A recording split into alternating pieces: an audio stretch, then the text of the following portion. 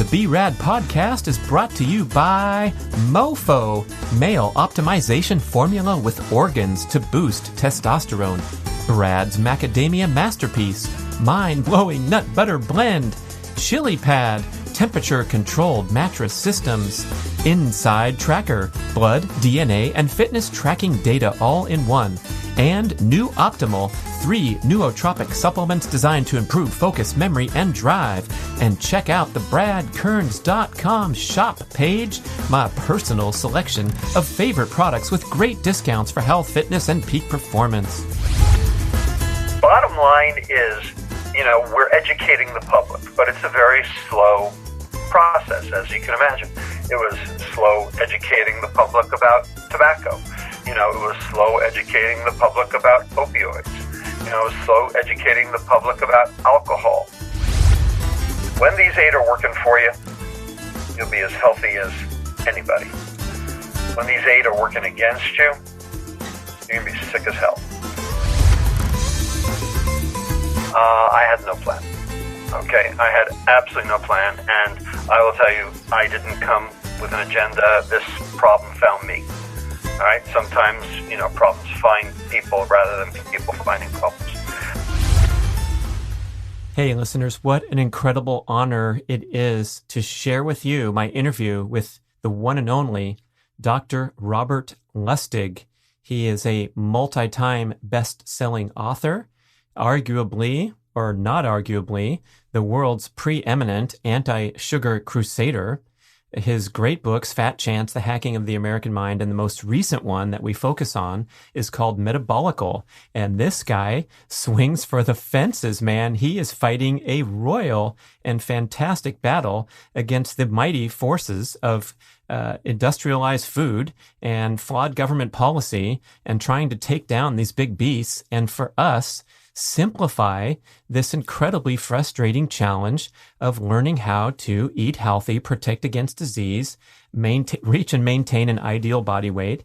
And he really does simplify it with some incredible one-liners, and especially the insight. So this is kind of the gateway that I envision everyone must enter before they then go choose a diet or choose a side. And we've been so distracted by the wars between the whole food plant-based, and over on the other side is the paleo and the carnivore message, and one's better than the other. But he's trying to transcend and supersede all these by saying, look, the real enemy here is processed food. And it's the processed food that's killing us, that's setting us up for a lifetime of pain and suffering and disease. And all we have to do is unwind a little bit of the confusion and choose wholesome, real foods that meet his wonderful billboard criteria. And that is foods that protect the liver and feed the gut. And you're going to learn all about that. I wish you will focus intently on this guy's message and pay close attention. There's going to be some scientific stuff that we have to wade into. Hopefully you can follow along with the discussion. And I do want to tee you up here because early on, he mentioned several times about leptin and not hearing the leptin when he was talking about obese patients that he experimented with and had some amazing insights. And so leptin is the preeminent satiety, fat storage, and reproductive hormone. It's one of the most important hormones in the body.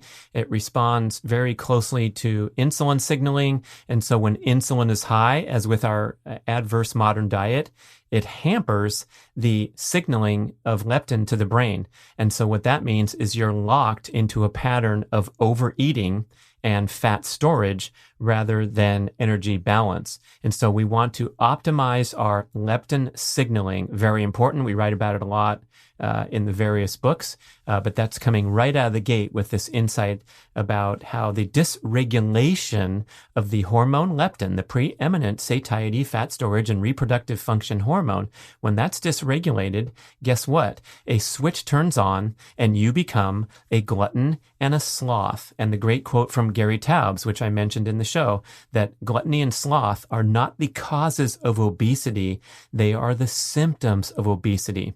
So hopefully that'll help you groove in here with the first part of the show and many more incredibly brilliant insights from Dr. Robert Lustig, author of Metabolical. And go listen to my Breather show where I discussed insights from his previous book called The Hacking of the American Mind. He's talking about sugar addiction and then expanding the conversation in Hacking the American Mind to many other dopamine triggering pathways that corporate forces are hitting us with, including social media, digital communication, and all kinds of other things. So good times with Dr. Robert Lustig. Here we go.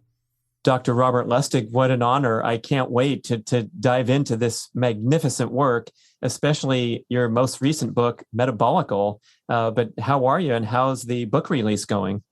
How am I? I have one word, COVID. not because I have it, right, but because, I'm just stuck, here in my, four walls. Well, I think a lot of your life's work has been pointing toward this eventuality of people with poor metabolic health succumbing to these previously imaginary global pandemics. But it's a tough time. It is, and it's hard to watch. I am a great believer in public health. I'm a great believer in people doing right, not just by themselves, but by others, that we have a responsibility to each other. And so, what's going on today is just maddening and, really, really makes me very, very sad. Well, yeah, it's when you're in the trenches like you are. A lot of the book Metabolical has these shocking statistics that are so incredibly disturbing. And, I think we can kind of breeze past these if we're not making this our life's work. But, oh boy, I think it's time to awaken to this. I think you did a wonderful and very comprehensive job, especially fighting this massive battle against the great giants of industrialized food and also the government's contribution. So I want to talk about how you came to bear the arms and go into this battle from your lovely, probably previous life as a pediatrician, seeing patients and going to medical school and dreaming of helping people. Right. Well, so, people ask me all the time, Brad, like, how'd you get into this? Or, did you have an agenda? What was your, modus operandi? What was your plan? I had no plan. Okay. I had absolutely no plan. And I will tell you, I didn't come with an agenda. This problem found me. All right. Sometimes, problems find people rather than people finding problems. I majored in nutritional biochemistry in college. And so I guess I was set up in a way to be responsive, to this debacle, once it had occurred.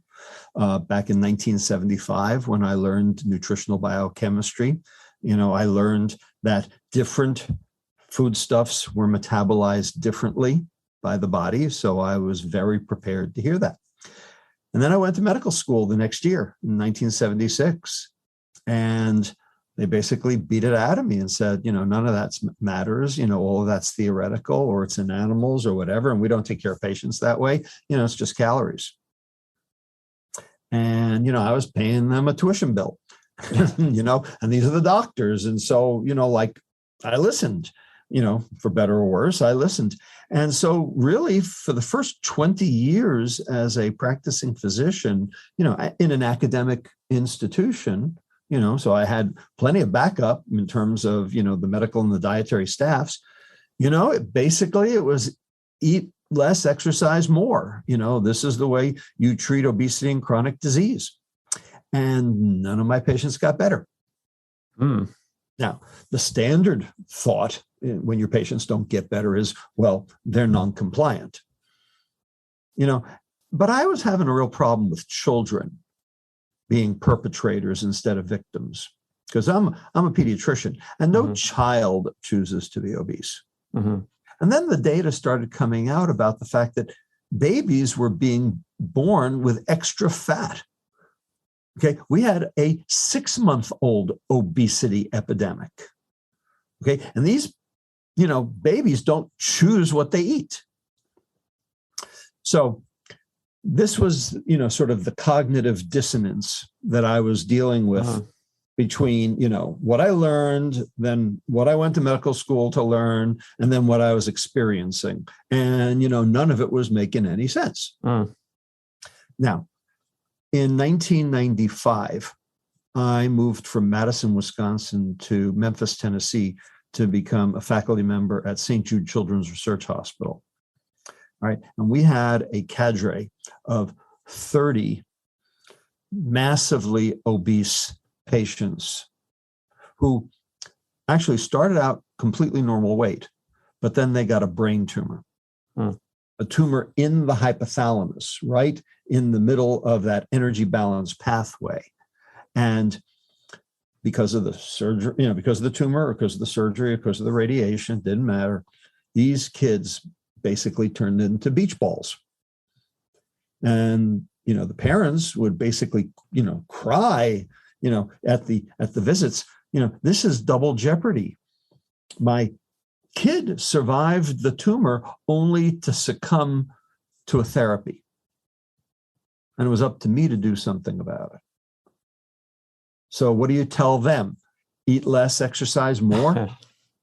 I mean, these kids were normal weight before the tumor.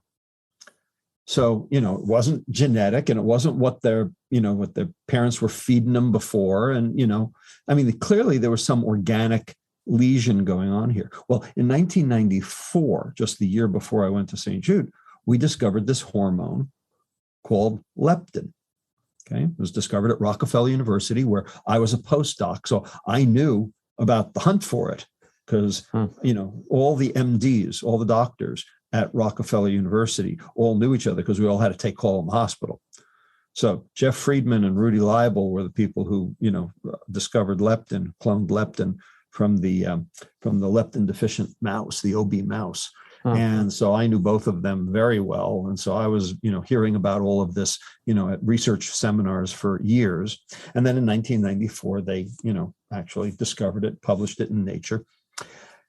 And then I was at St. Jude. And so I postulated that these kids, these 30 kids, they couldn't see their leptin. Clearly, they had leptin before. They have leptin now. But because of the tumor, now they couldn't see it because those neurons were dead. And so if you can't see your leptin, what does your brain see? Your brain sees starvation. It acts like there's no leptin, which means that you have no fat cells, which means you don't have any adiposity on board, which means you're starving. And so what happens when you're starving? Well, we knew that. You eat more and you exercise less. And so I postulated way back when, in 1995, that these kids' obesity was because they couldn't see their leptin. Well, that's all well and good, but then what are you going to do about it? So I went to the literature, and I knew about this model, from my own work as a neuroendocrinologist. I knew that if you lesion the hypothalamus in a rat, they become massively obese. And one of the things that goes along with that is enormously high insulin levels, insulin being the diabetes hormone, the energy storage hormone. So the assumption was that because these animals were releasing so much insulin, that's what was driving everything they ate into fat and causing them to gain and gain and gain and gain. And that these kids were basically the same thing. So I postulated, I guess, this was one of my first major contributions. I believe I have two major contributions to the literature. This is one. I assumed that the insulin was the driver of their weight gain. And if we could block their insulin release, we could potentially stop the weight gain. So there was a drug at my disposal that was used for other reasons called octreotide, which can inhibit insulin release at the level of the pancreas. So we put together a clinical research study, IRB approval, like you do. And we took 8 of these kids and basically did an open label trial. And lo and behold, they all did better. Of the 8, they stopped gaining weight and actually started losing weight. But something even more remarkable happened. These kids started exercising spontaneously. Okay, these were kids who sat on the couch, ate Doritos, and slept because their brains thought they were starving. And now, because we got their insulin down, they're actually being active. One kid became a competitive swimmer. 2 kids started lifting weights at home. 1 kid became the manager of his high school basketball team. These were kids who were lumps on a log. This is what the parents were most upset about was, they, after we started treating them with the medicine, they said, I got my kid back. And the kid would say, this is the first time my head hasn't been in the clouds since the tumor. So this was a really big deal. So this notion that they would start exercising because their insulin was low was huge. So we did a double-blind placebo-controlled trial, and we put in a quality of life questionnaire to assess this. And sure enough, the lower we got their insulin, the more active they were and the better their quality of life. So what this proved to me, and what this, I wrote a paper about it in 2006. Basically, what this said was that we've got the first law of thermodynamics completely opposite. So the standard mantra amongst all the establishment is, if you eat it, you better burn it or you're going to store it. Mm-hmm. That's how the first law of thermodynamics is interpreted. I mean, the law itself says the total energy inside a closed system remains constant. That's what the law says. But the interpretation on the law is, if you eat it, you better burn it or you're going to store it. What I said was, that's wrong. What it should be is, if you're going to store it, that is an obligate weight gain set up by forces out of your control, such as high insulin, and you expect to burn it, that is normal energy expenditure for normal quality of life, then you're going to have to eat it.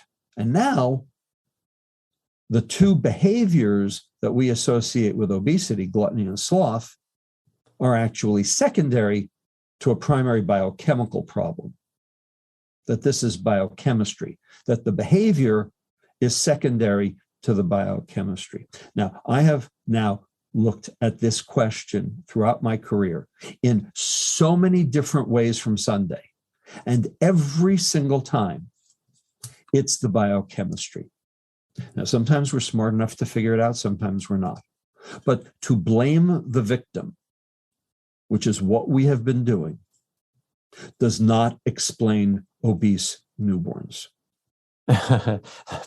They're spared the scrutiny, but I love how in the book you redirect the focus to the profit-seeking enterprises that get to blame the victim so that they don't get regulated by the government and continue to dispense this processed food.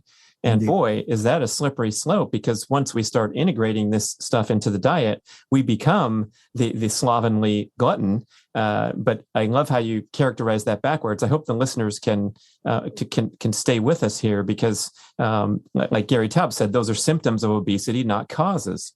Exactly right. So ultimately, the only way to treat a problem is to treat its cause. Well, there's other ways, they just don't work, but they make a lot of money for the drug companies. Indeed. Okay, so let's talk about treating the cause. Right. Well, the cause is the high insulin. Okay. So what we've been doing at my obesity clinic at UCSF since its inception, since we started it in 2003, is get the insulin down, not lose weight. Okay. Because weight loss doesn't work. And, everybody's got the data to show that approach does not work.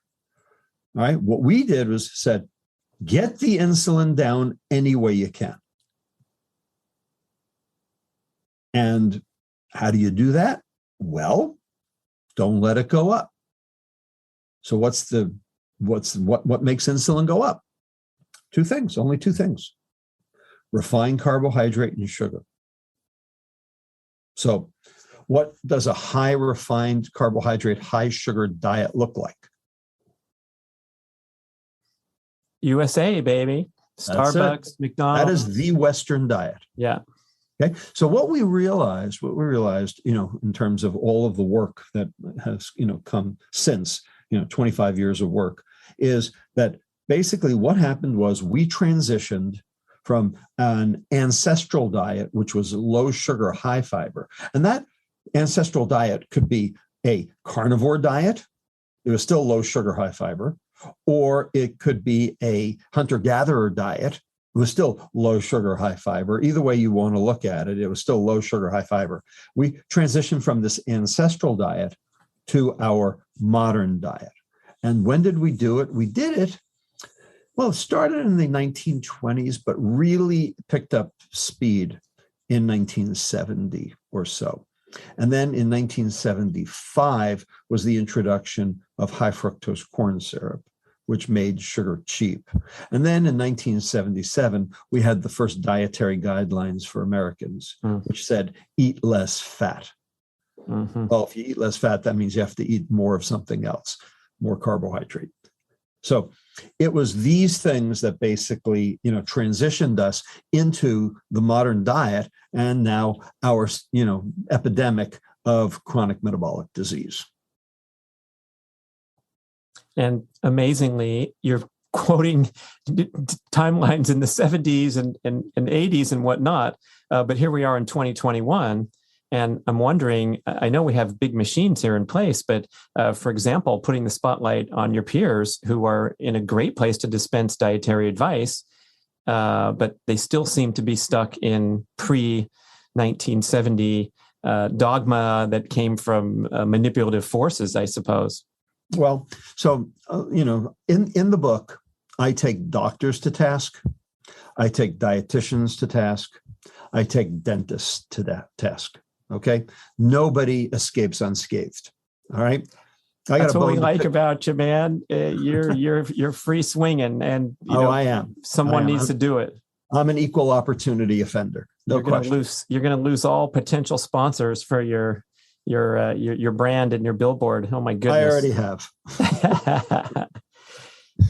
But obviously, the message is getting out. The message is getting out. Mm-hmm. All right? And I'm very, very happy that the message is getting out. In fact, just this coming Monday, there will be a paper in the American Journal of Clinical Nutrition that will support all of this. And that's a big milestone, I suppose, from what they've published to date. Well, it's a conglomeration of a lot of scientists who were on the other side, but now are, embracing this notion that obesity is biochemical rather than behavioral. Mm-hmm. So very excited about that fact.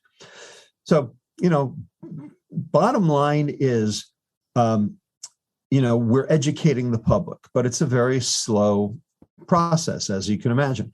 It was slow educating the public about tobacco. It was slow educating the public about opioids. It was slow educating the public about alcohol. All right. And the reason why it was slow for all of these is, number one, we're talking about hedonic substances. And number two, we're talking about industries who were making money, who didn't want things to change. So we had the dark forces, and we also had our own reward center working against us. Well, for sugar, it's the same thing. We have our own reward system working against us because sugar is addictive, and we have the dark forces of big food. So should we expect anything different? No. The only thing that we've got going for us is, number one, we have an alternative. It's called real food. Problem is, that's not what the food industry is producing. Okay, but you can find it and you can buy it. That's number one. And number two is that we're about 7 or 8 years into this. And so the information is starting to accrue. And people have seen, the last 50 years, this pandemic of chronic disease, type 2 diabetes, hypertension, dyslipidemia, cardiovascular disease, cancer, dementia, polycystic ovarian disease, fatty liver disease. No matter what we throw at any of them, the prevalence and the severity just keeps going up. And Einstein's theory of insanity is doing the same thing over and over again and expecting a different result. Well, we've been doing the same thing over and over again and expecting a different result. So that means we're insane. And the dietitians are the worst because they're the ones promulgating this notion of calories. And they've been watching for the last 50 years as calories hasn't fixed anything. but yet they're still dispensing the same calorie advice. And when the patient doesn't do well, their response is, well, they're non-compliant. Which I suppose they are because they're too tired and they're too hungry. Because they can't see their leptin. Right. So when you can't see your leptin, just like those kids, what do you expect? You become a glutton and a sloth. And the question is, what's causing them not to see their leptin? The answer is insulin. Insulin blocks leptin. Mm-hmm. That's why when we get the insulin down, the leptin can work. And when the leptin works, then people of their own volition start eating less and exercising more. That's what we've shown. So the fact that the dietitians blame the victim is, why they are insane.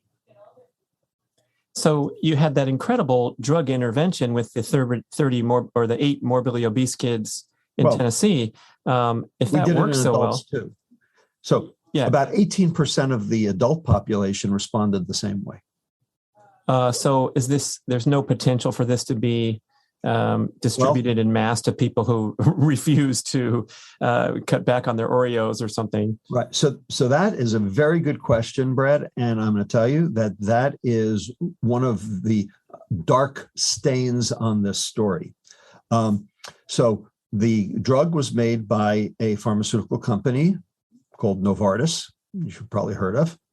And Novartis sponsored a double-blind placebo-controlled trial to assess whether or not octreotide would work in adult obesity. Now, I knew from our previous work that the higher the insulin release, the better the drug worked, because after all, the drug's inhibiting release. They didn't want to do the testing to figure out who was who. They told me we would figure it out after the fact. They wanted to get as many patients into the study as quickly as possible. And so we didn't run those analyses.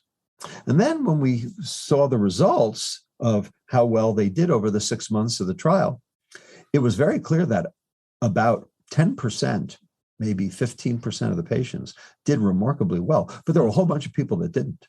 They just didn't respond? Because they didn't have insulin secretion as the problem. They had insulin resistance as the problem. And octreotide would only treat the insulin secretion problem. Right. Okay? It was targeted at a specific pathology, and about 15% of the obese adults have this pathology. But some, brilliant, guy at Novartis decided, well, we don't want to have to screen people. Therefore, because that's just too hard. So therefore, this isn't a good way to do business. And so they basically deep-sixed it. And we never even got to run the insulin levels on the trial. Well, fortunately, there's a super easy way to reduce insulin for free that you can start on tomorrow for those interested. And that would be going to your, I love your one-liner here, to solve all the diet wars in one swath of the pen, where you say protect the liver and feed the gut. And that's the benchmark for sourcing real food and deciding whether or not to eat it. But yeah, let's go there and talk about how easy and simple it would be for most people to get this disease pathology turned in a U-turn quickly. Right. So in the book, I basically, ask the question, what's healthy? So the FDA has its own definition of healthy, which is low in calories, low in saturated fat, high in vitamin D, high in potassium. Now, you think that's healthy? Really? Is that the spray bottle vitamin D and potassium they put on the cereal? I don't even know. USDA doesn't even have a definition of healthy, because if they did, then basically none of the foods could say that they were healthy on them. So they're keeping that one on the back burner. Right. So I offer, an empiric definition of healthy based on the science. And it is 6 words, 2 clauses. Protect the liver, feed the gut.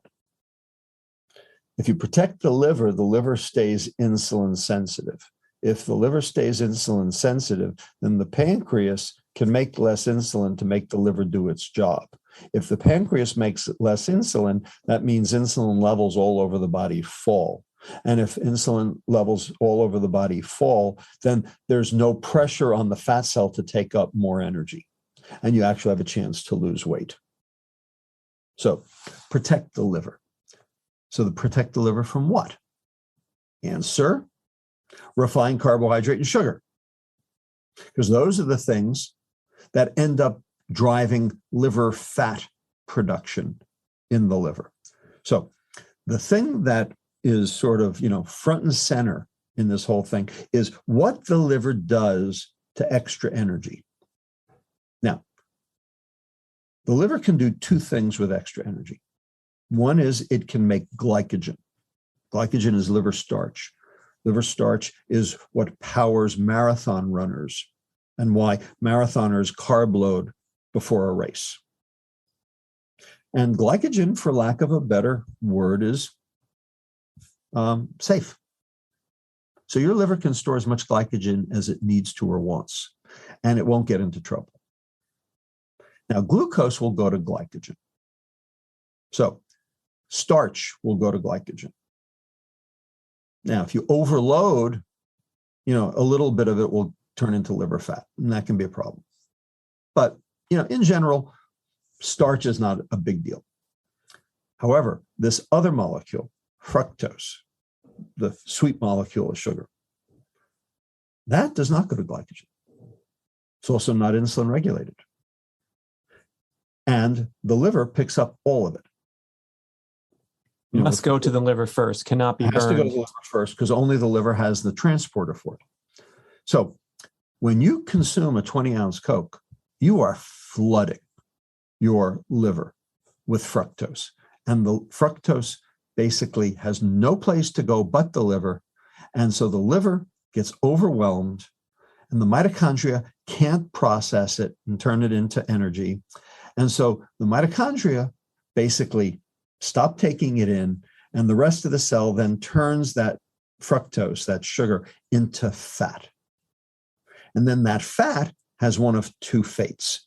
It can either be exported out of the liver as triglyceride, and that's a setup for heart disease and obesity, or it can precipitate in the liver as a lipid droplet. Now you have fatty liver disease, and now you have insulin resistance, and now you have your risk factors for type 2 diabetes, cancer, and dementia. So basically, once that liver decides to take that sugar and turn it into fat, you are screwed. So stop that process. Well, are there any drugs that can stop that process? Not yet. So the only way to stop that process right now is limit the amount of sugar your liver sees. Protect the liver. So that's number one. You have your soda, your 7-Eleven Slurpee. Oops, we just lost another sponsor. And then a handful of healthy blueberries from the farmer's market. We're getting fructose stacked on top of a high processed foods diet. And that's where the problem is? Or is there a distinction between processed fructose from the fructose in the blueberry? Well, so first of all, the blueberry doesn't have much fructose in it. Okay, I mean, blueberries are sweet, but they're not a soda. There's a certain amount of fructose in them, but it's not very high. Fructose is so sweet, it comes through anyway. Now, the blueberry has something else, though. It has fiber. And so that's number 2 in the, cavalcade of things you need to understand about this, the healthy. Okay, feed the gut. Well, what does the gut eat if you're going to feed it? And the answer is fiber. Now, fiber is the stuff you throw in the garbage when you juice the fruit, right? All right. So fiber has no calories.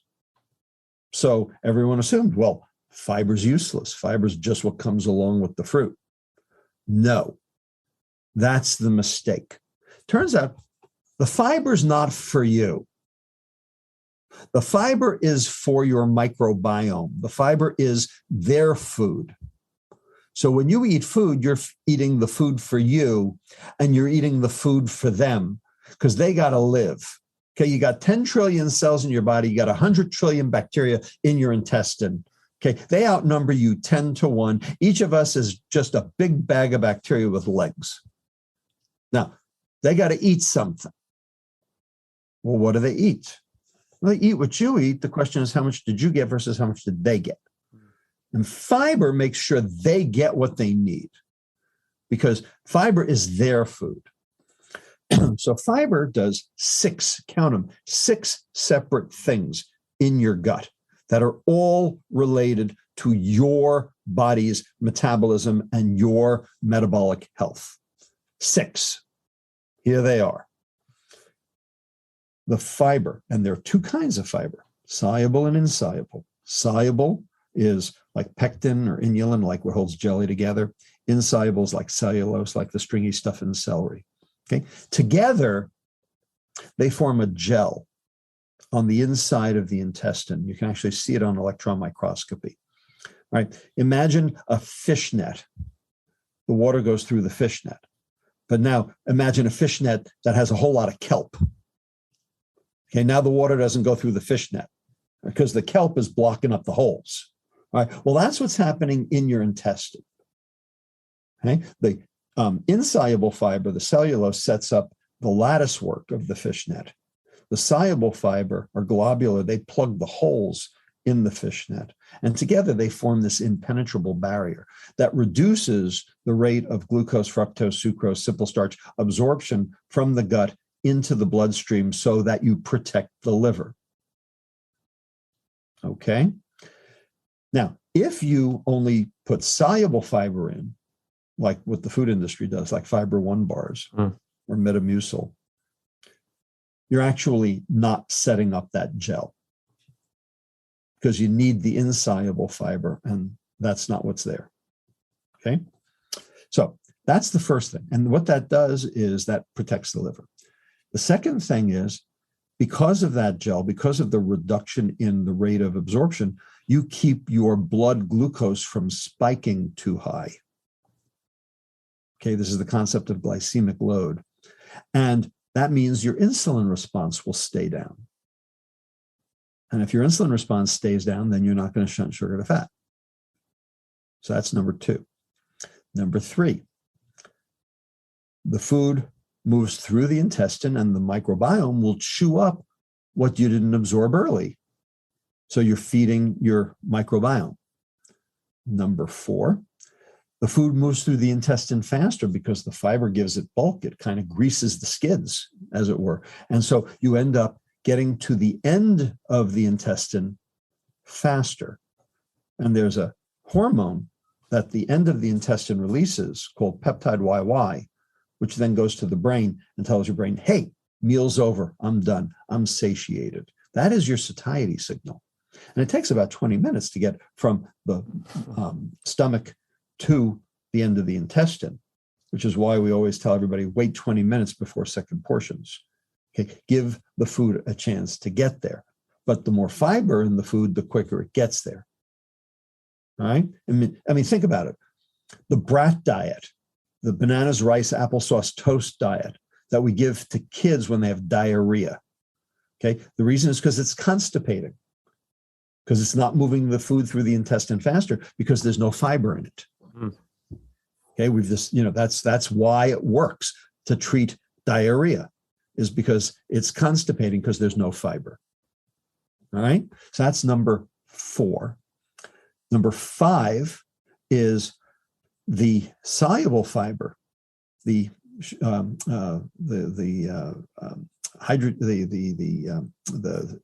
the pectins, etc. They get turned into short chain fatty acids.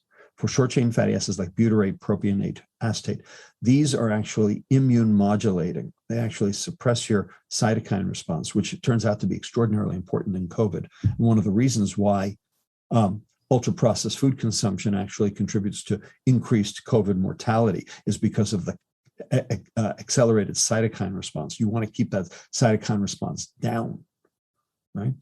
And the soluble fiber does that. And then number 6, the insoluble fiber will act as little scrubbies on the inside of your colon, getting rid of the cancer cells. Now, 6 separate things that the 2 fibers from real food do together. If you add soluble fiber, you only get 2 of them. No one can add back insoluble fiber because insoluble fiber is not miscible. But if you could, it would also only do 2 of them. You need all 6. The only way to get it today is real food. So that's why you have to feed the gut. Protect the liver, feed the gut. You do that, and that's called real food, and your metabolic health will improve. Your insulin will go down. And if your insulin goes down, guess what? You lose weight. So that's the key to this whole obesity debacle. Simple as can be, transcending the diet wars on either side, the vegans against the paleos and the carnivores. But if we just transition over to real food. Now, is there some concern about, you hear about getting excess fiber in the processed food diet? I suppose that's just that one kind that you're right. Cranking the Metamucil and the processed products. Right. That's all they're doing is they're just adding Metamucil. They're adding, psyllium husk, or pectin or something, and that won't do it. That just won't do it. And Metamucil has tried 50 ways from Sunday to try to get the FDA to approve health claims for Metamucil about lowering blood glucose and being a weight loss. And the bottom line is the data just aren't there. On the other side, we hear from, let's say, carnivore advocate testing out your sensitivity to plants and going with the emphasis on the nutritious animal foods, where comparatively we're not getting much fiber. But do we have to go looking for mountains of high fibrous food, or where's that sweet spot where if we just choose natural unprocessed foods, we'll be okay? Basically, look at all the diets that work. Okay. There are a whole bunch of diets that work. Okay. And they stretch across the gamut.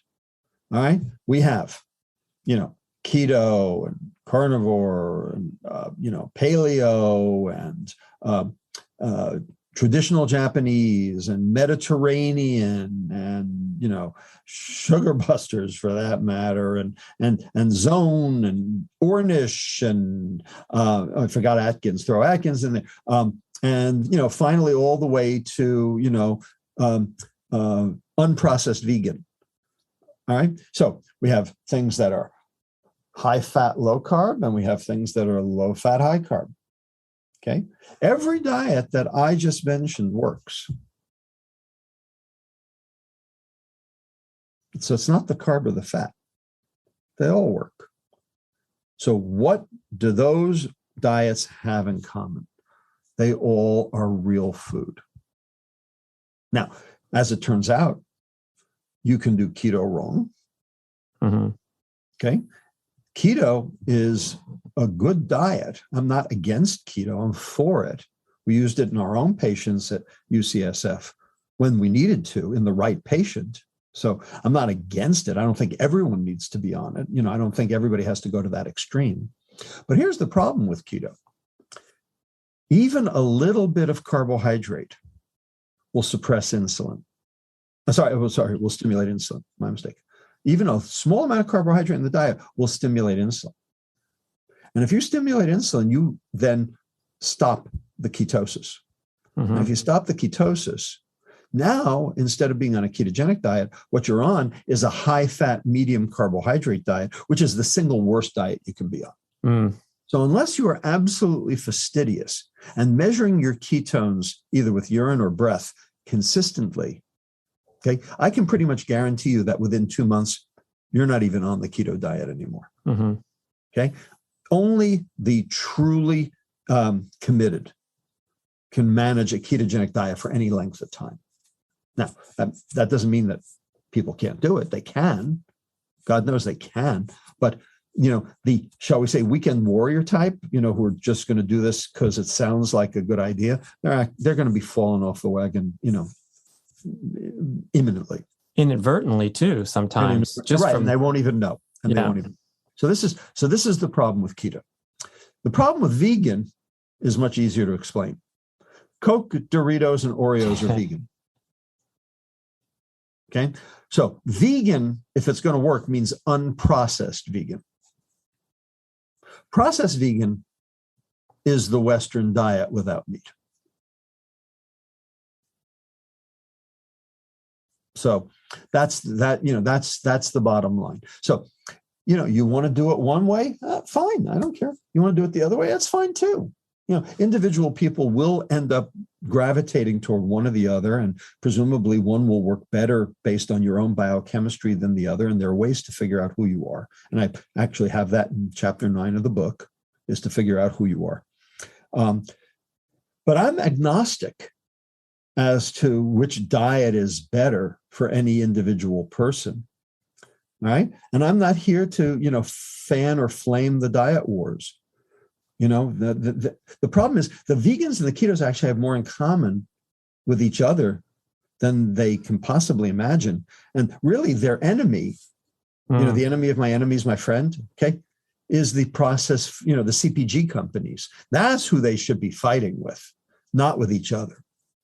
Right. Taking our eye off the ball and getting confusion into the listener's mind rather than this unified force against the processed foods is a great starting point for all diets, the Lustig gates of entry. And then you can come in and drift around and go experiment with what works for you. But it seems as simple as eliminating those processed foods. Well, it's not so simple. That's the problem. Because basically what it means is you're going to get rid of, more than 75% of what's in the store. Right. It's not so simple. You're going to be wandering around. Indeed. So, now there are ways to do it. And I'm actually working with a company. I'm the chief medical officer of a company that will help people do this routinely and without having to even read a label, because it'll already have read the label for you. It's called Perfect, Perfact. You can find it online. And basically we're actually helping an international food conglomerate completely re-engineer their entire portfolio to be metabolically healthy, stem to stern, start to finish.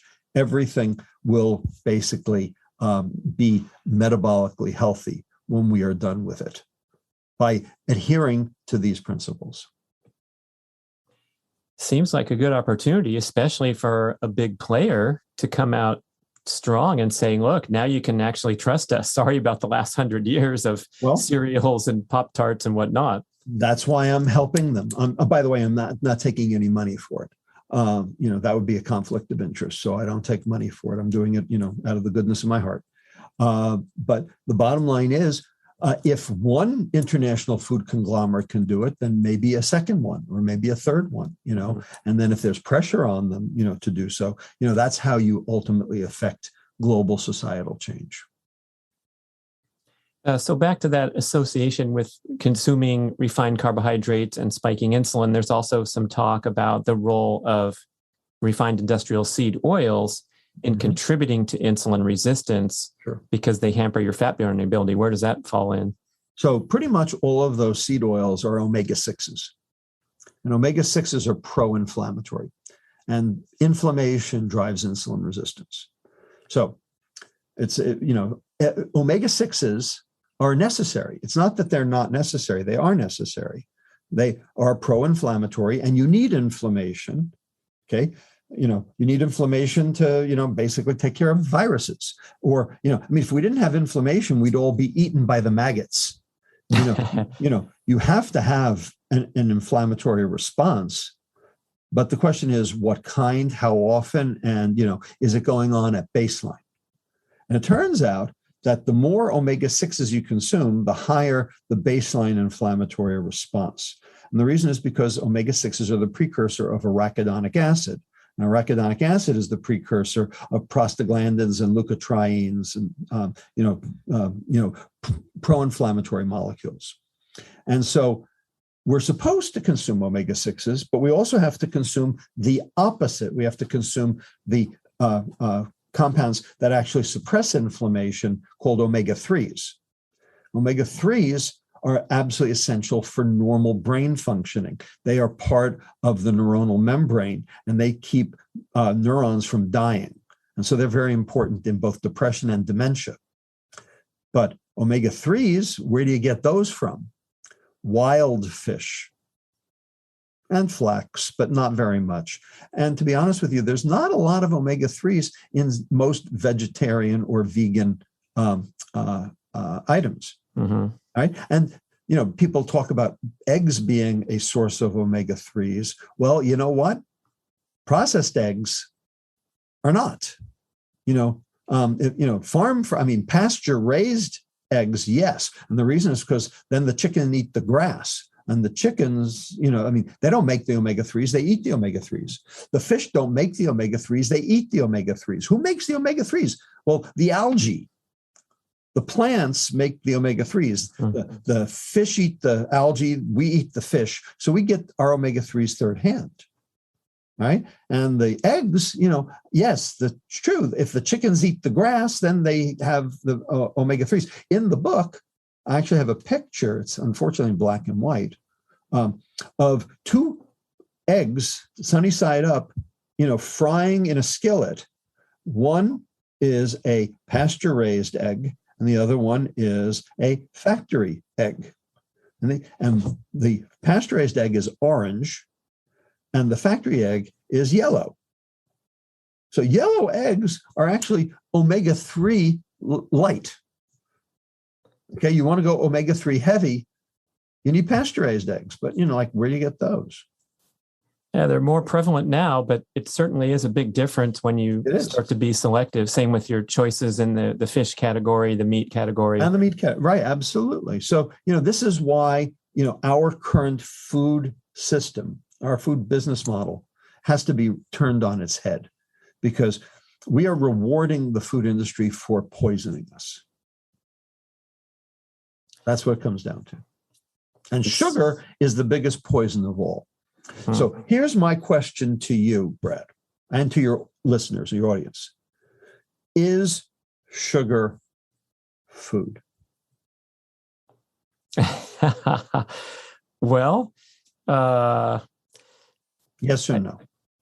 I guess I'd have to say no if you're talking about the individual molecule, but it certainly is a component of real food, right? Well, it's calories.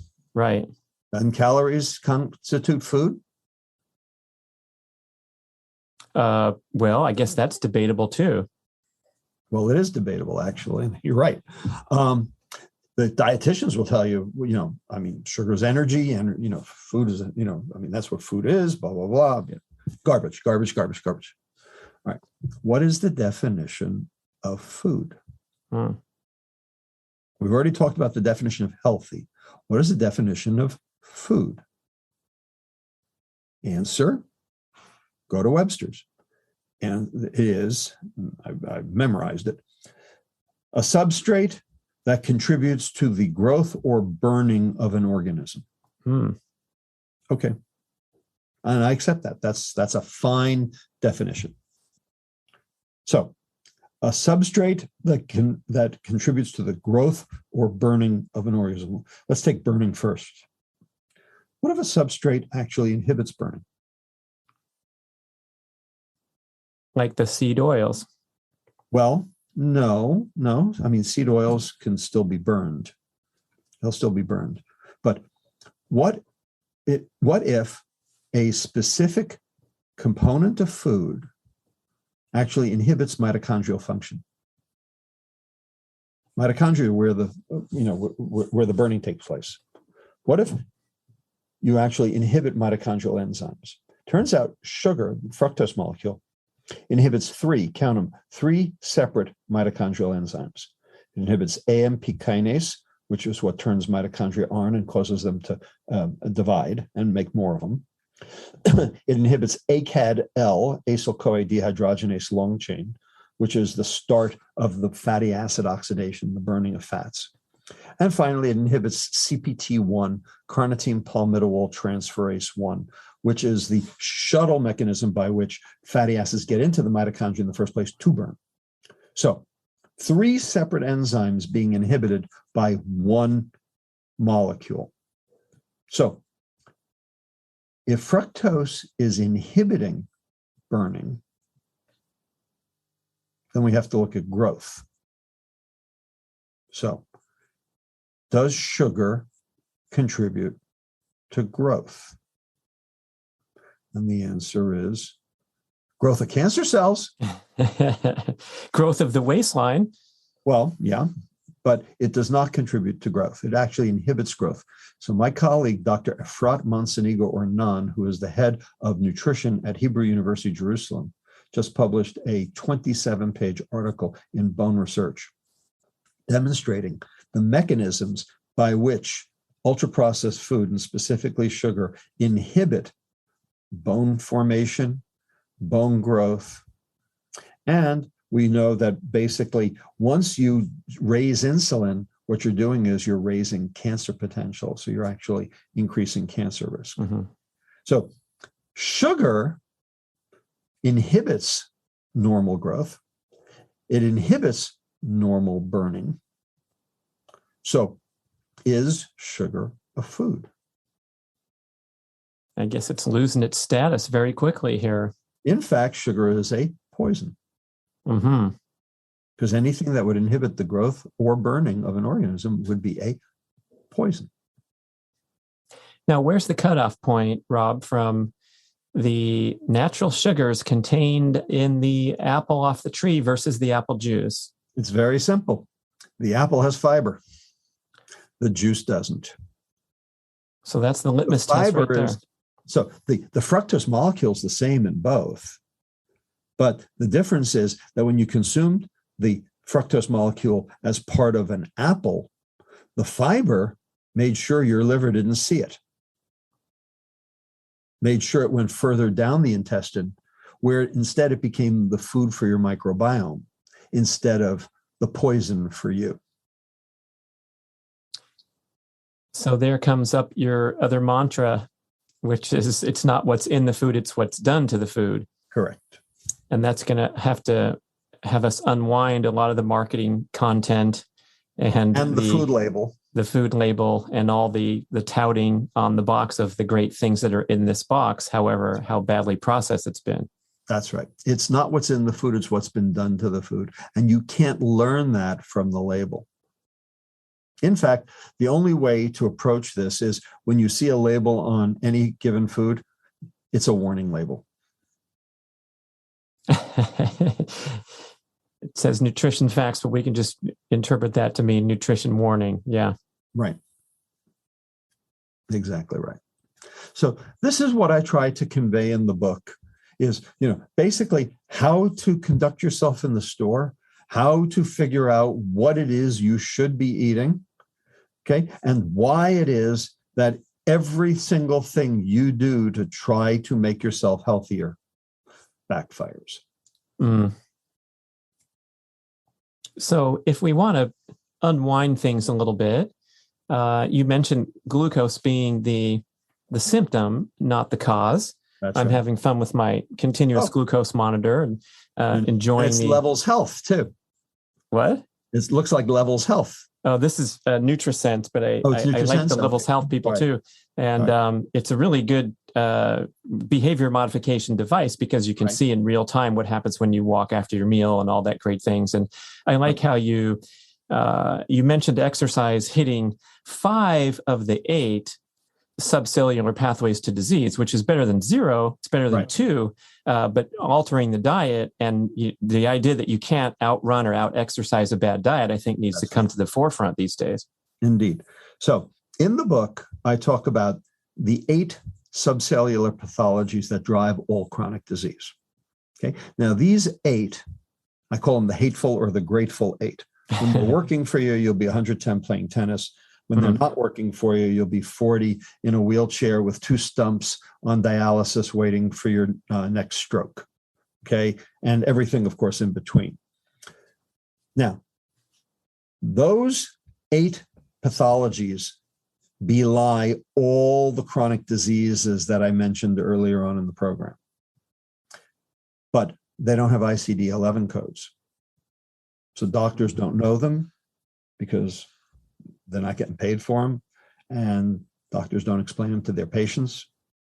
And there's virtually no way to figure them out, from any lab tests. And there's no medicine for any of them anyway, because none of them are druggable, but they're all foodable. And that's what I explain in the book. So here are the 8. I'm going to name them real quick as we're, getting ready to close here. Glycation, oxidative stress, mitochondrial dysfunction, insulin resistance, membrane instability, inflammation, methylation, and finally, autophagy.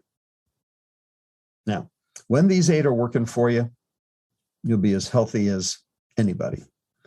When these 8 are working against you, you're going to be sick as hell, right? And there's one thing that makes all 8 better: real food.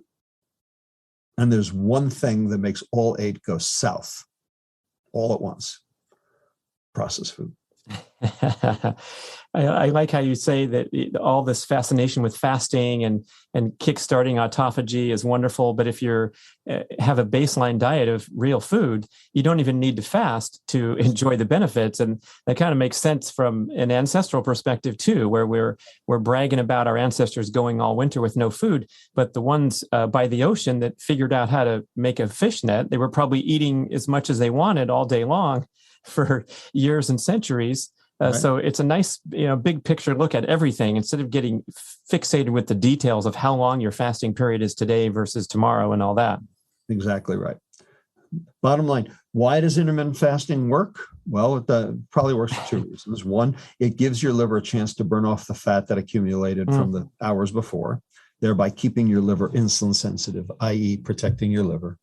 And also because it promotes this phenomenon called autophagy, which is basically garbage night for the cell. It clears out all the dead wood, all the debris that's built up from the cell doing its job over the course of the last 24 hours. This is why we sleep, by the way. That's garbage night for the brain. Okay, it's the time when the brain can get rid of junk that's accumulated: protein aggregates, lipid peroxidation products, defective mitochondria, et cetera. It happens while you're sleeping. So that quip you made about playing tennis at 110, is that just for fun, or do you feel like we have that potential to become the norm if we figure out this diet thing? Well, if we figured out the diet thing with everything else that's going on in the longevity field, no doubt we can do that. But not if we eat like we do. And what's your personal? Gonna save us. Yeah, right. And boy, there seems to be a lot of hope. You mentioned the timeline of the last 7 or 8 years where the message is really getting out, but we're also worse than ever in a lot of those stats that you cite in the book. We just had the medal count on the Olympics, and the USA's here and there, and then we're 37th in a really important category in the OECD. So we gotta sober up a little bit here, huh? Right, exactly right. Olympians, I love them. They're terrific. Okay, we should all be Olympians, but we're not. And it's not because we don't have just God-given talent. It's because we eat crap. Now, to extricate from this trap by a really well-meaning person who's writing the goals on the whiteboard and hoping they can pass by that Starbucks. But in your other book, The Hacking the American Mind, you talked about the addictive properties and the addictive nature of all this stuff. Right. What do you recommend as some baby steps here to escape the clutches? Right. This is the cognitive dissonance. And the food industry uses it like crazy. I mean, sugar's their hook. They put cocaine in the food if they could, but they can't. So they put sugar in, and also caffeine. Because that's what's legal. So what do you do? Well, the first thing you need to know is that 60 62% of the sugar in your diet is in the ultra-processed food category, and 67% of kids' diets. That's where the sugar is, it's 67%. So, that's the category we have to deal with. Now, there's food processing, and then there's ultra food processing. The difference between them I can sum up in 4 simple paradigms.